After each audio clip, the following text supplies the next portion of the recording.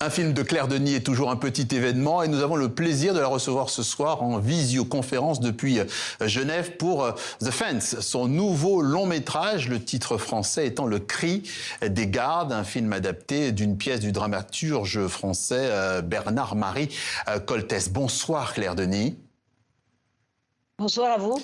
Ce dernier long métrage qui sort le mois prochain nous plonge dans un huis clos sur un chantier en Afrique de l'Ouest et derrière la clôture d'un camp d'expatriés occidentaux. Et vous nous racontez une nuit de tension qui s'installe. On se plonge dans la bande-annonce et on revient vers vous. I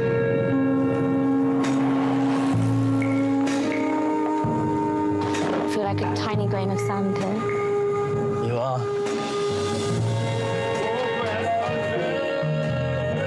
What is that? That's the watchmen. They call out to each other all night. It means all's well. Scary. I knew I saw someone.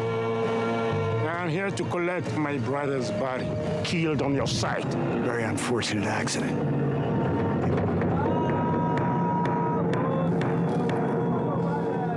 Le Cri des gardes. On a aperçu à l'image une partie du casting avec notamment Matt Dillon, Tom Bliss et un de vos acteurs fétiches, Isaac de Bancolé. The Fence signifie la clôture. Tout commence, on l'a vu, avec un homme qui se tient devant cette clôture et réclame un corps, celui de son frère. Tout d'abord, j'ai envie de vous demander, qu'est-ce qui vous a attiré dans cette histoire ?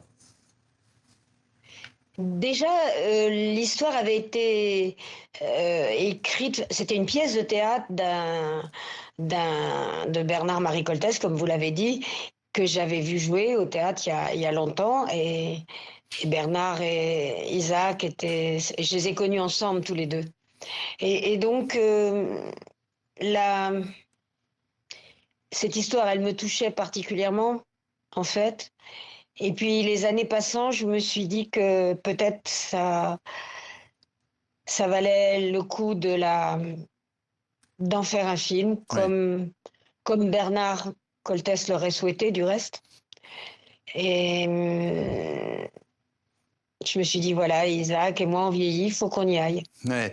C'est un huis clos avec beaucoup de gros plans, avec des dialogues, des face-à-face. Ce cadre-là vous obligeait peut-être aussi à une mise en scène très resserrée, presque théâtrale ? Elle est théâtrale par excellence, au fond, parce qu'ils sont chacun de leur côté de la barrière. Hein. Oui. Et que, mais peut-être que moi, je ne l'ai pas vécu. Si vous voulez, dans la pièce de théâtre, il y avait quelque chose d'étrange, c'est qu'on était dans la maison des Blancs.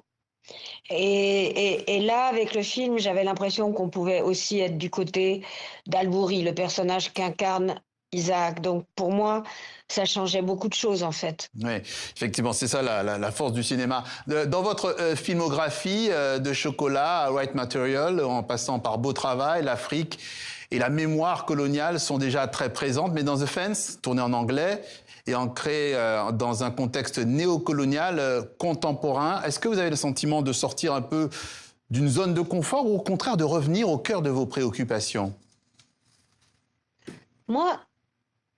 Moi, je sais pas, j'ai pas vraiment de zone de confort en fait. Hein. Mais mes préoccupations, elles m'habitent. Alors au fond, c'était formidable de se lancer dans cette aventure, d'adapter la pièce de Bernard, de retravailler avec Isaac, de travailler avec Matt Dillon, et puis les deux, Tom Bliss et Mia, c'était formidable. Donc moi, j'ai l'impression que c'est ça, c'est ma vie au fond, c'est ce qui me préoccupe. Oui. Vous parlez cette fois du statut des expatriés, ils vivent un peu dans des bunkers. En marge du TIFF, le festival du film de Toronto, vous avez déclaré que les compagnies qui emploient ces expatriés ne s'intéressent pas au pays, à leur peuple, seulement à l'argent que l'on peut se faire. Dans ce film, vous prenez donc le parti de mettre la lumière sur ce qu'on appelle le colonialisme moderne, c'est ça ?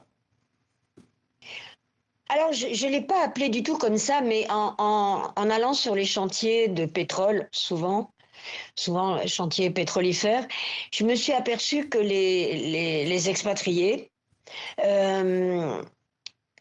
comme étaient engagés pour des périodes courtes avec des forts salaires et que finalement, ils vivaient dans un lieu clos et qu'ils n'avaient pas vraiment de relation autre que leur chantier, quoi. Et ils apercevaient les ouvriers, évidemment, mais ils n'étaient pas là du tout pour découvrir un pays, une culture. Voilà, je pensais que c'était comme ça, quoi.